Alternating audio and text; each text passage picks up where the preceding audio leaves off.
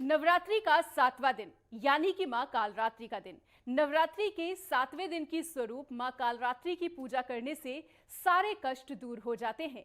सदैव शुभ फल देने के कारण इनको शुभंकरी भी कहा जाता है।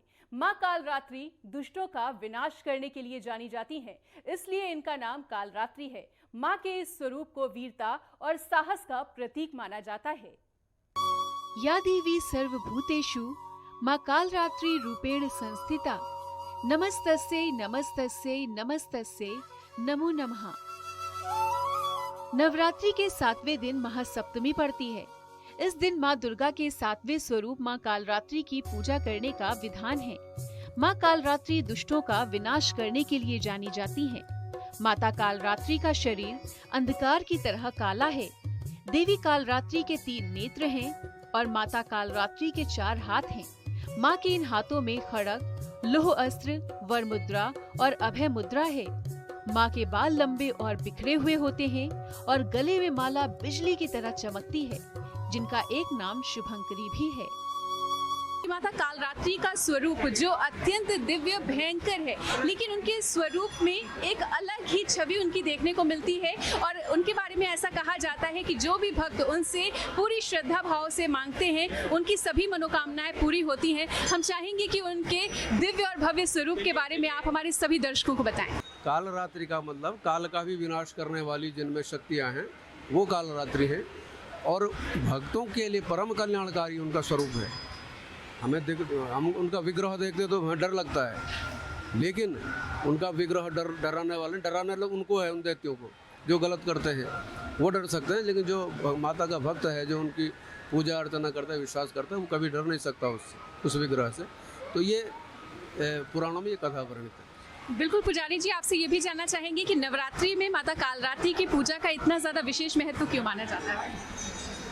इसमें कुछ तांत्रिक क्रियाएं भी होती है, तांत्रिक पूजाएं होती है जो रात में ही होती हैं। नवरात्रि का अर्थ ही क्या है? साधना है।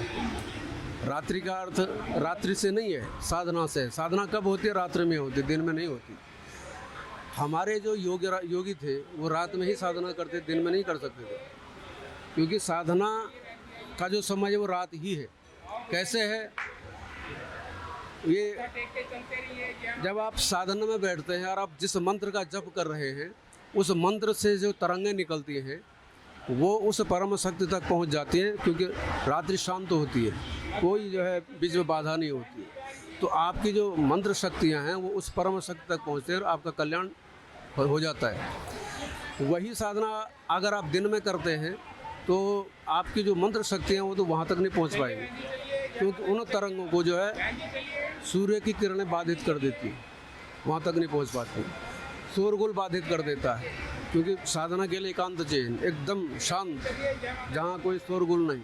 इसलिए योगियों ने रात्रि को ही चुना। रात्रि शब्द का अर्थ है साधना से, उन्होंने रात्रि को ही चुना साधना के लिए।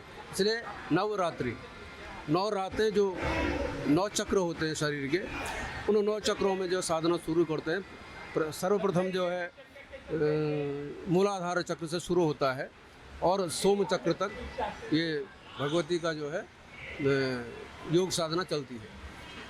और 9वें चक्र में जब पहुंचता है तो अंत में जो है 10वां चक्र जो हमारा ब्रह्म रंध्र है यहाँ से, वो हमारी तो क्या निकले उन योगियों की प्राण वायु यहाँ छेद करके निकल जाती है उस परम शक्ति में। तो ये इसलिए नवरात्रि का मतलब है कि साधना से 9 रात की साधना वो देवी की करते हैं। तो उसी तरह हम लोग वो तो योगी हैं, वो कर सकते हैं। हम गृहस्थी हैं, हम उतनी साधना नहीं कर सकते, लेकिन कुछ ना कुछ हम कर सकते हैं अपनी श्रद्धा के अनुसार, विश्वास के अनुसार माता रानी की पूजा कर सकते हैं। भूत प्रेत या बुरी शक्ति का भय शत्रु और विरोधियों को नियंत्रित करने के लिए मां कालरात्रि की पूजा अचूक मानी जाती है। हिंदू धार्मिक पुराणों में उल्लेख मिलता है कि माता भगवती के कालरात्रि स्वरूप की उत्पत्ति दैत्य चंडमुंड के वध के लिए हुई थी। कथा ये भी मिलती है कि दैत्यराज शुंभ की आज्ञा पाकर चंडमुंड अपनी चतुरंगणी सेना को लेकर माता को पकड़ने के लिए गिरिराज हिमालय के पर्वत पर जाते हैं। वहाँ पर वो माता को पकड़ने का दुस्साहस करते हैं। इस पर माँ को क्रोध आता है और उनका मुंह काला पड़ जाता है। भौहें टेढ़ी हो जाती हैं और तभी विकराल मुखी माँ कालरात्रि प्रकट होती हैं। वो बड़े बड़े दैत्यों का वध करती हुई दैत्यों की सेना पर टूट पड़ती हैं और उन सब का भक्षण करने लगती हैं। तभी देवी देवता कालरात्रि युद्ध में चंडमुंड के बालों को पकड़कर खड़क से उसके सिर को धड़ से अलग कर देती हैं और देवी ने चंडमुंड के सिर को लाकर देवी कौशिकी से कहा कि मैंने चंडमुंड नाम के इन 2 पशुओं का सिर काटकर तुम्हारे चरणों में रख दिया है। अब युद्ध में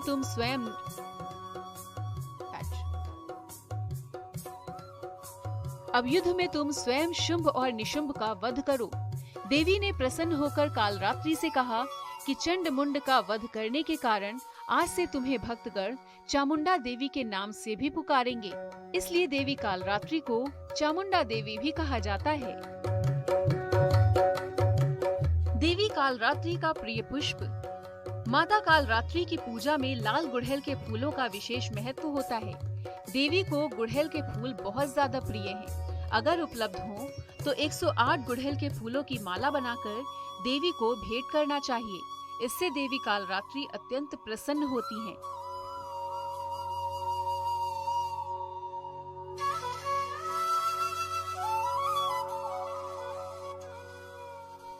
माँ कालरात्रि का भोग।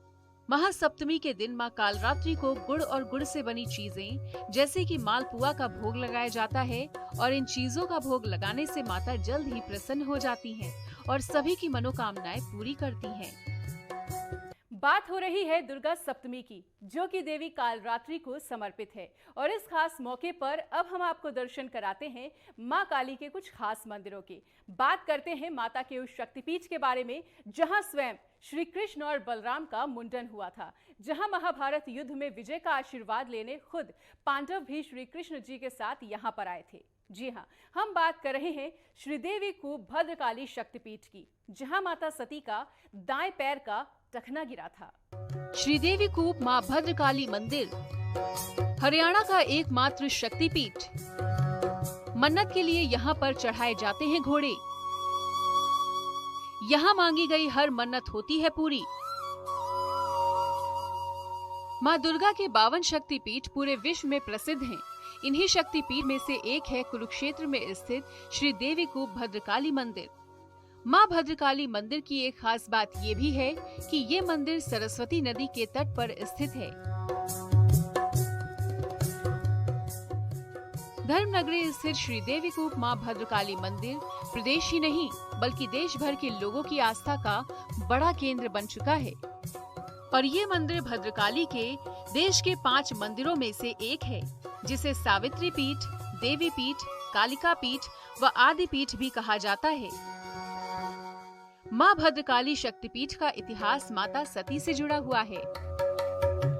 भद्रकाली शक्तिपीठ का इतिहास। पौराणिक कथाओं के अनुसार देवी सती ने अपने पिता प्रजापति दक्ष की ओर से किए जा रहे यज्ञ कुंड में अपने प्राण त्याग दिए थे। तब भगवान शंकर रुद्र रूप धारण कर देवी सती के मृत शरीर को लेकर ब्रह्मांड में चक्कर लगा रहे थे और देवी सती के वियोग में पूरी दुनिया को भूल बैठे थे। सृष्टि के संचालन के लिए भगवान शंकर का इस दुख से बाहर निकलना बेहद जरूरी हो गया था। इसलिए भगवान विष्णु ने सुदर्शन चक्र से देवी सती के शरीर को 52 भागों में विभाजित कर दिया था। इसी दौरान जहाँ जहाँ देवी सती के अंग गिरे वहाँ पर शक्तिपीठों की स्थापना की गई। माँ भद्रकाली देवी कूप मंदिर में सती माता का दायां टखना गिरा था और क्योंकि ये टखना यहाँ पर बने हुए कुएं में गिरा था, इसलिए इस मंदिर को श्री देवी कूप मंदिर भी कहा जाता है, जहाँ आज लाखों की संख्या में माता के भक्त पहुँचते हैं। श्री देवी कूप मंदिर में घोड़े दान करने की प्रथा। भगवान श्री कृष्ण ने भी यहाँ दान किए थे घोड़े।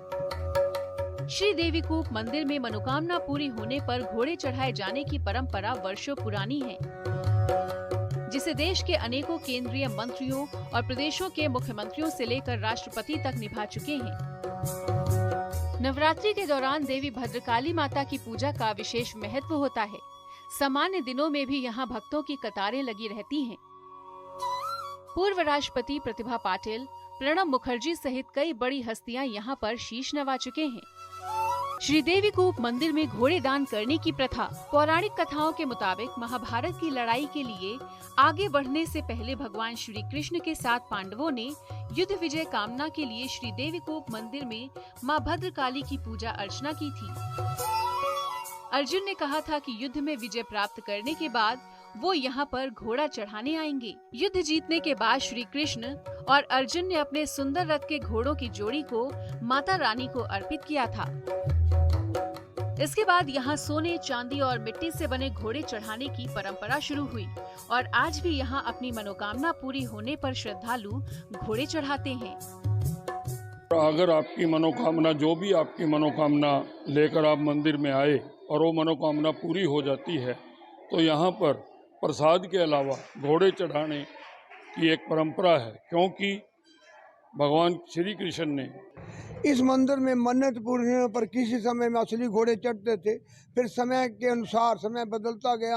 अब अपनी सामर्थ्य के अनुसार मन्नत पूरी होने पर कोई सोने के, कोई चांदी के और आम समाज के लोग अपने सामर्थ्य अनुसार मिट्टी के घोड़े चढ़ाते। माँ के मंदिर में जैसे युद्ध के घोड़े दान किए गए थे, जीवित उसी परंपरा को निभाते हुए लोग मनोकामना करते हैं और जिसकी जैसी क्षमता है श्रद्धा अनुसार मिट्टी के, चांदी के, किसी भी प्रकार के, सोने के, लकड़ी के, अनेक प्रकार के घोड़े यहाँ पर। मां भद्रकाली देवीकूप मंदिर का इतिहास श्री कृष्ण के मुंडन से भी जुड़ा हुआ।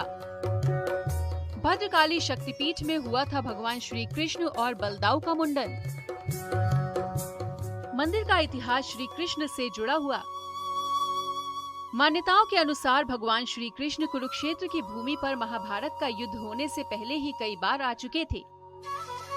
पौराणिक कथाओं के अनुसार भगवान श्री कृष्ण और उनके भाई बलराम का मुंडन संस्कार मां भद्रकाली मंदिर में ही स्थित बरगद के पेड़ के नीचे हुआ था। वहीं मां भद्रकाली के मंदिर में जिस वट वृक्ष के नीचे भगवान श्री कृष्ण और बलराम का मुंडन हुआ था, वो वृक्ष आज भी मंदिर के प्रांगण में मौजूद है और महाभारत काल के समय के कई वट वृक्ष आज भी कुरुक्षेत्र की भूमि पर स्थित हैं। नवरात्रि उत्सव के दौरान शक्तिपीठ के प्रति लोगों की श्रद्धा और भी ज्यादा बढ़ जाती है। हर नवरात्रि में मां भद्रकाली के मंदिर में यहाँ हजारों श्रद्धालु मां के दर्शन और पूजा अर्चना करने के लिए पहुँचते हैं और ये देश के 52 शक्तिपीठों में से प्रदेश का एकमात्र शक्तिपीठ है और यहाँ पर नवरात्रि का उत्सव बेहद खास अंदाज में मनाया जाता है।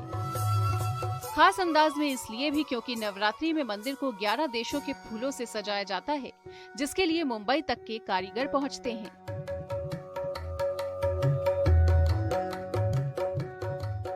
तो नवरात्रि पर आधारित इस खास पेशकश में आगे भी खास जानकारियां देते रहेंगे, पर यहाँ पर रुकेंगे एक छोटे से ब्रेक के लिए। ब्रेक के बाद सभी का स्वागत है और अब हमारी इस खास पेशकश में आपको सीधा लेकर चलते हैं दिल्ली के सबसे पुराने मंदिरों में से एक कालका जी मंदिर।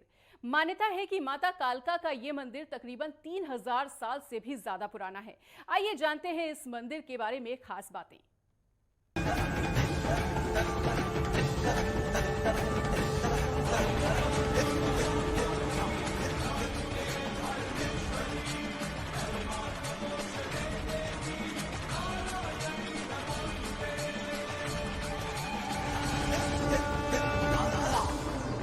हम दिल्ली के सबसे प्रसिद्ध मंदिरों में से एक कालका जी मंदिर में आप पहुंचे हैं और यहाँ पर जहाँ तक आपकी नजरें जाएंगी, आप मेरे पीछे दूर दूर तक श्रद्धालुओं का अभी से एक बड़ा हुजूम देखेंगे। देखिए, जहाँ तक आपकी नजरें जा रही होंगी, आप देख सकते हैं कि मेरे पीछे श्रद्धालुओं की लंबी कतारें मां कालका जी के दर्शन करने के लिए पहुंच रहे हैं।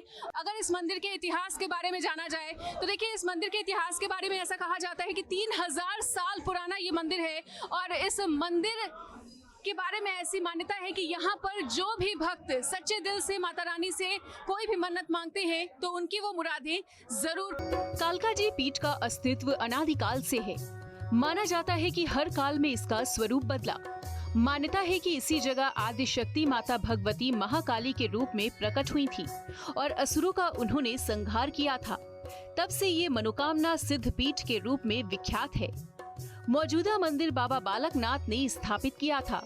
उनके कहने पर मुगल साम्राज्य के कल्पित सरदार अकबर शाह ने इसका जीर्णोद्धार कराया। कालका जी मंदिर की मान्यता है कि महाभारत काल में युद्ध से पहले भगवान श्री कृष्ण ने पांडवों के साथ यहाँ पर माँ भगवती की आराधना की थी और बाद में बाबा बालकनाथ ने इस पर्वत पर तपस्या की और तब माता भगवती से उनका साक्षात्कार हुआ।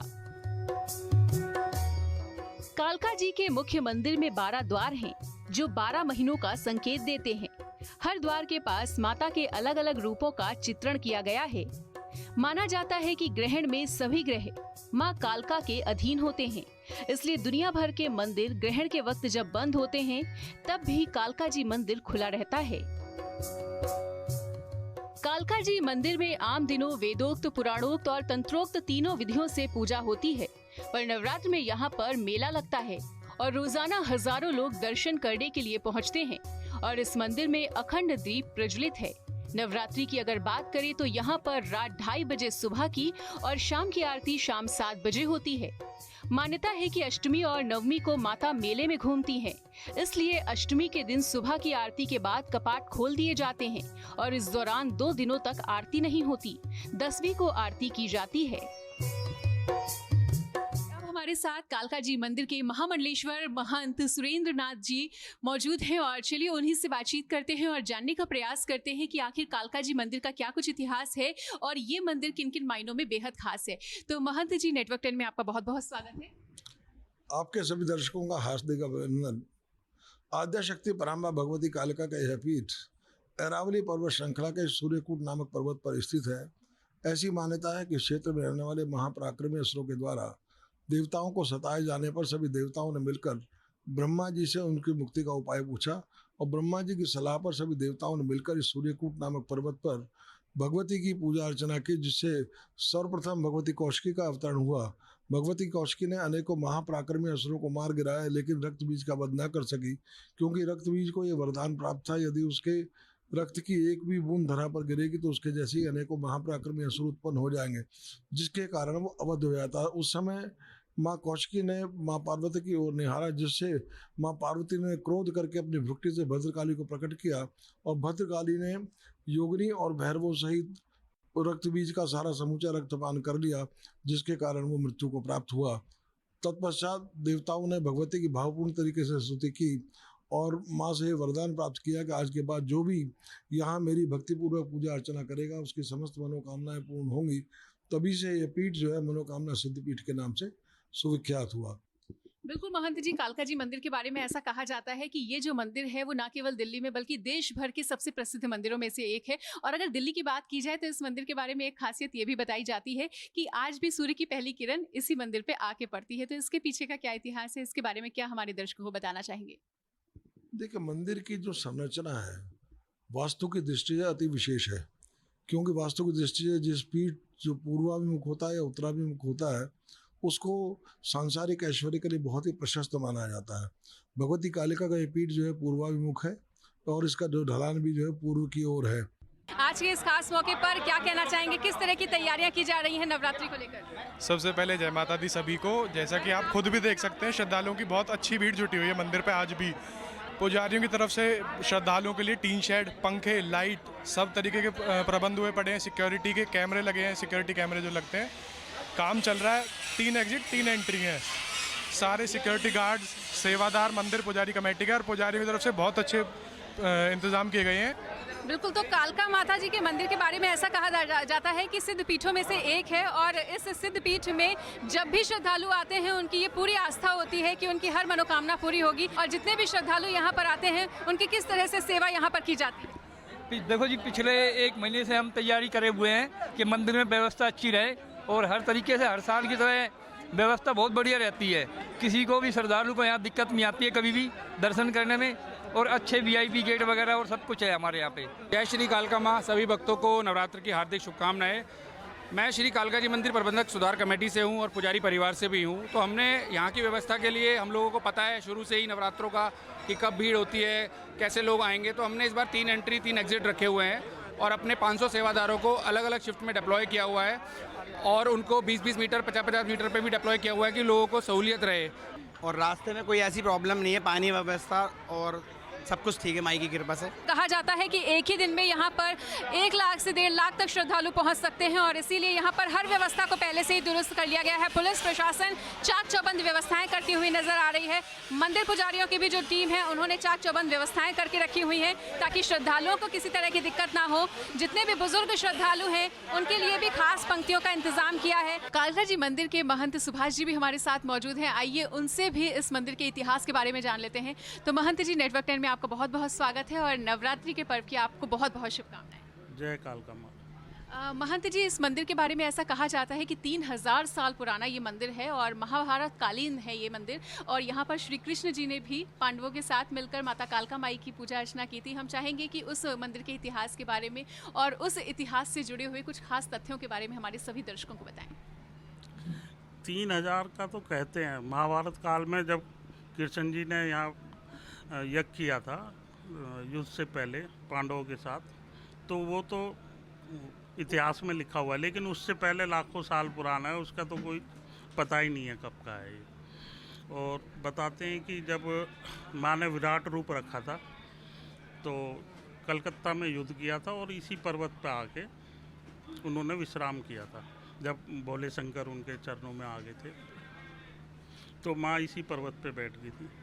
और यहाँ एक छोटे से शिव मंदिर भी है जो बताते हैं कि जिस टाइम पे मंदिर का निर्माण हो रहा था तो वो बार बार टूट रहा था, बन नहीं पा रहा था। तो उस टाइम माँ ने दर्शन दिए पुजारी को कि भी पहले भोले शंकर का स्थान बनाओ, उसके बाद ही ये मंदिर बनेगा। तो फिर भोले शंकर का यहाँ स्थान बनाया और उसके बाद ये मंदिर का निर्माण हो पाया। बिल्कुल महंत जी, इस मंदिर के बारे में ऐसा भी कहा जाता है कि यहाँ पर माता कालका जी जो हैं वो हर काल में अपना स्वरूप बदलती हैं। आखिर इसके पीछे की क्या मान्यता है, इस कथा के बारे में क्या बताना चाहेंगे? माँ के जो श्रृंगार रूप हैं वो सुबह अलग होगा, शाम को अलग होगा। ये आप कभी भी नोट करोगे आके तो माँ का श्रृंगार रूप चेंज होता रहता है, और जो कि शांत रूप है। तो माँ जब प्रसन्न होती है, देखती है कि भाई बच्चों के कल्याण के लिए वो खुशी जाहिर होती है। यही ऐसा एक मंदिर है जहाँ कि हर तरीके की मनोकामना पूर्ण होती है और हर तरीके का प्रसाद चढ़ता है। और यहाँ किसी भी कास्ट का या किसी भी चीज़ का कोई परहेज नहीं है। यही ऐसा मंदिर है। यहाँ हमारे खुद पुजारी जो पहली जो एकादशी की जो पूजा होती है, हमारे जो चेंज होता है पुजारी जो हमारे आते हैं, तो पहले दिन जो हमारे कर्मचारी है जो सफाई वगैरह करते हैं उनकी थाली पहले चढ़ती है। महंत जी देखिए, नवरात्रि में जो सबसे मुख्य दिन होता है वो अष्टमी और नवमी का ही होता है, लेकिन माता कालका जी मंदिर के बारे में ऐसा कहा जाता है कि यहाँ पर अष्टमी और नवमी में ही माता रानी की आरती नहीं होती। आखिर इसके पीछे की क्या कहानी है, इसके पीछे का क्या रहस्य है?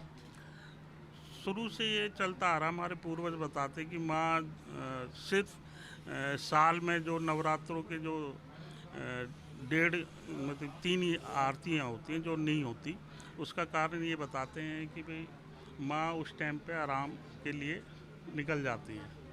तो शुरू से ही ये 3 आरतियाँ हमारे यहाँ नहीं होती। और अष्टमी की हमारे यहाँ मेन है और सप्तमी का व्रत होता है माँ का भी, हमारी का और सारे पुजारियों का। जो हमारे पुजारी परिवार है सब सप्तमी का व्रत रखते हैं। उस दिन माँ का भी व्रत हो। वैसे तो नवरात्रों में तो डेली व्रत होता है, लेकिन महीने की सप्तमी पे भी माँ का व्रत रहता है। और जो मानता है कि भी सप्तमी का व्रत बहुत ही मान्य रखता है हमारे यहाँ। बिल्कुल। और नवरात्रि में यहाँ पे जो मेला लगता है महंत जी, उसके बारे में ऐसा कहा जाता है कि उस मेले में भी घूमने आती है माँ कालका। हाँ हाँ, ये तो है कि अब तो इतना वो रहा नहीं है कि भाई मनोरंजन, पहले तो मनोरंजन भी बहुत होते थे, बहुत बड़ा एरिया था, अब कम होता जा रहा है। और लोग बाग यहाँ रात को रुकते थे, 2-2 3-3 दिन रात को रुकते थे। मुंडन की प्रथा है, बहुत सौ की शादी के जोड़े के साथ आते हैं, वो रुकते हैं, मान्यता होती है उनकी। तो बड़ा कीर्तन होते हैं, जगह जगह नाच गाने होते थे। तो माँ उस देखने के लिए, उस रूप को देखने के लिए कि भी बच्चों में क्या है, ये एक ऐसा मंदिर है कि माँ हमेशा खुश रहती थी। एक भी जाओ देख के आते हैं कि भी कहाँ से भक्त आए हैं, क्या हो रहा है मेले में मेरे में। तो ये माँ का रूप है, माँ का प्यार है। तो आशा करते हैं नवरात्रि पर आधारित हमारी ये खास पेशकश आपको बेहद पसंद आई होगी। इसी उम्मीद के साथ मनीषा को दे इजाजत। जय माता दी।